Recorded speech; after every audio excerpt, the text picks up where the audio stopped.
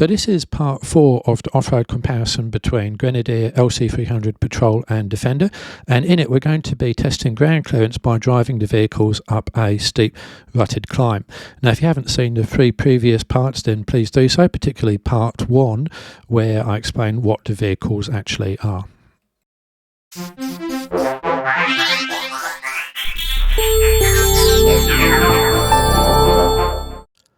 So let's start by taking a look at what ground clearance the vehicles actually have, which is not necessarily the same as what the manufacturers claim. So here's the 300 series GR Sport, and this has got a live axle at the back. So you can see there's the live axle, much less ground clearance, and what we're looking at there is maybe about 215 or thereabouts. Alright, and now for the Grenadier, which has got live axles front and rear, and also that nicely squared off diff you can see. So there's that ground clearance, and you can see it's actually pretty good. It's 235, maybe 240ish, but not the 264mm claimed by Ineos. So first car for ground clearance is the Y62 Patrol, and as you can see it's got a fully independent suspension here, and that gives it very good ground clearance, which is in the order of about 280mm, and the tyres are just a little bit taller diameter. Okay, so finally the L663 Defender, and this is pretty interesting because again we've got the independent suspension at the back, but the differential is not actually the lowest point. As you can see, it's tucked up out of the way. The exhaust here is the lowest point, excluding these arms. So if we go roughly off the centre, I'm going to measure it off the exhaust, as you can see there, and it's pretty similar to the Y62. We get about 270, 280mm with the air suspension in its off-road mode. So this is the hill. It's about 23 degrees steepness. It's rutted, and it gets progressively more rutted, so that will really test the vehicles. There's a rock ledge on the right hand side which will probably stop any of them getting in any further, but below that it's still a good test. The vehicles will be driven up slowly until such point as there are wheels spinning, and we'll use lockers as required, so that will actually test the ground clearance properly. So we'll start off with the 300 series. We're sending it up at pretty much a crawl. We're going to keep on going until it starts to run out of clearance, which we'll be able to hear and see because those wheels will spin or go nowhere. So that's about now. And taking a look from the side, you can see there's a fair bit of loose ground there, but that's not going to stop the 300 series. What stops it will be its ground clearance, because we know how great traction it is compared to the other vehicles. That all of them could get up this. You can see that the back end's pretty close to the ground now, and there's also some diff marks there from the previous run. Now we're going to try it again with the cross axle differential locks engaged, and this doesn't really make much difference to the 300 series. It will keep going with lockers in or out until such time as that rear diff connects with the ground, as it does there. Alright, and stop there.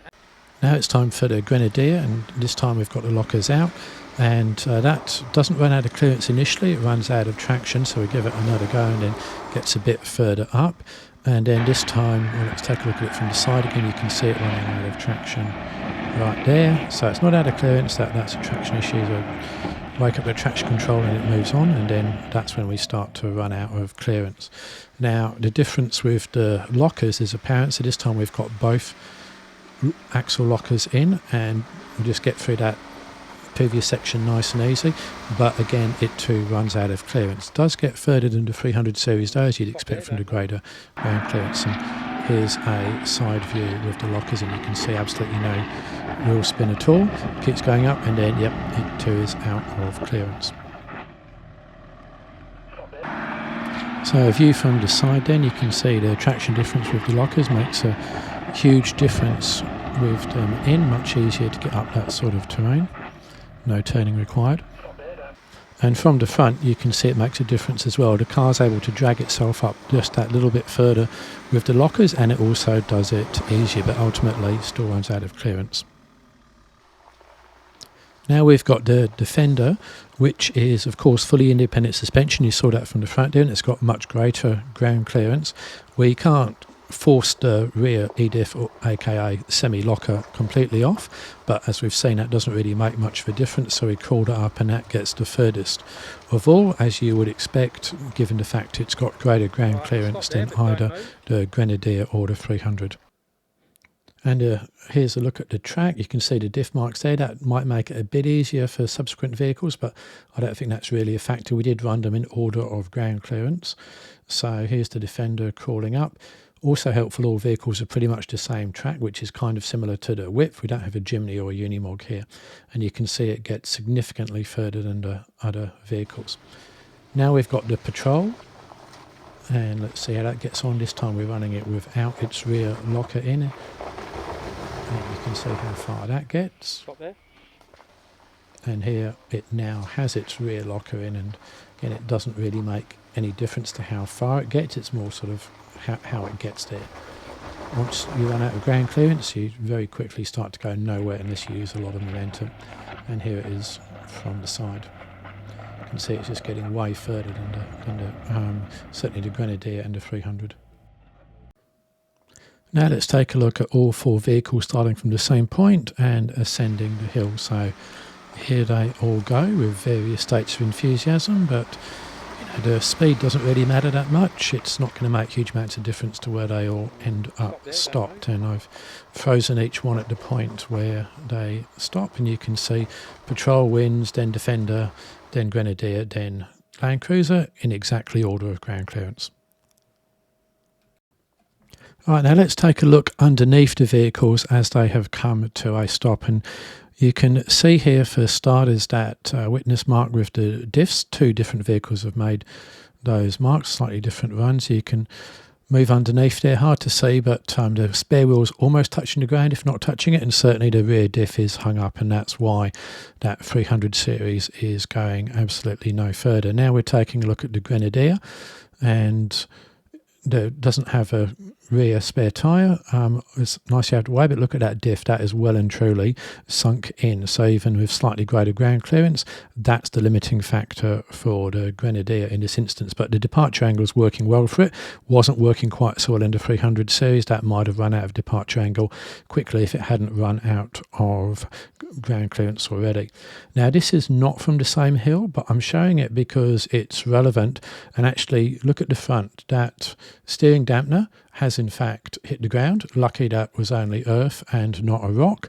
But when you look at the vehicle's ground clearance, have a look around all the vehicle and see what's actually touching. It may not be obvious. Now here's the Defender and fully independent suspension. Again, spare wheel out the way. You can see immediately there's much more clearance there. In fact, that's almost not even touching the ground. I think it's touching at the front there, but at the back we've actually got some clearance, whereas the other two cars are well and truly absolutely sunk in there. And from the side you can see same deal again there, those independent suspension arms just keeping the vehicle out of the way, in contrast to the 300 series and the Grenadier. And remember also the Defender has variable height air suspension, so it can go even higher than what you see there at the moment when it needs to. And now here's the Patrol, again underslung spare, but you can see it's a fair way off the ground in contrast to the 300 series. And just look at that ground clearance there. There's actually significant clearance under the rear. At the front there's less clearance, but I think it's actually hung up on that right front wheel rock I showed earlier on.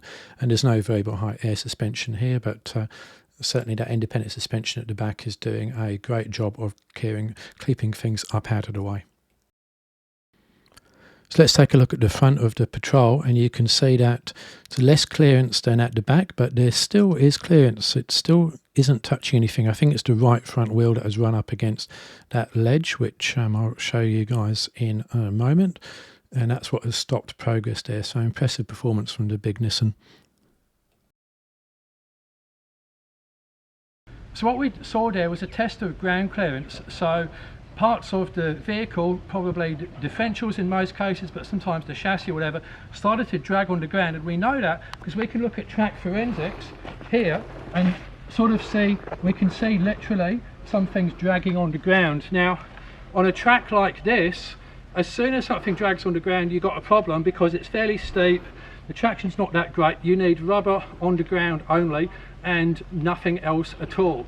So if we take a look at how the vehicle's fared, this is where the 300 series front wheel got to, and that's got the least ground clearance. The Grenadier got here, it's got a little bit more, about 20mm more, and the Defender got here, and the Y62 with probably the most ground clearance and the tallest tyres got to this point.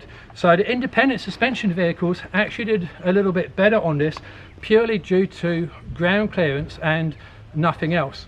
And they all came to a stop about here, because we've got this massive rock ledge here, and yeah, even if you've got ground clearance, the right wheel is not able to get over that. So if this was in a actual four-wheel drive situation, we might put a max trax here, might winch over it, or just give it a bit more momentum and see. And you can also see at this point here where that must have been maybe the Y62 touched the ground here. Even it ran out of ground clearance at that point. Okay, now let's talk about suspension flex and ground clearance. So here's the same Jeep Wrangler with the back wheel in exactly the same position, sway bar disconnected and connected. You can look at part 1 of the video to see what a sway bar disconnect is, and you can see that with the sway bar connected, less flex, that front diff is considerably further away from the ground than it is with the sway bar disconnected. So in situations where clearance is a problem, you want to keep your sway bar connected perhaps, and that will give you more clearance. Yes, the vehicle won't have the flex, but at least it won't be dragging on the ground.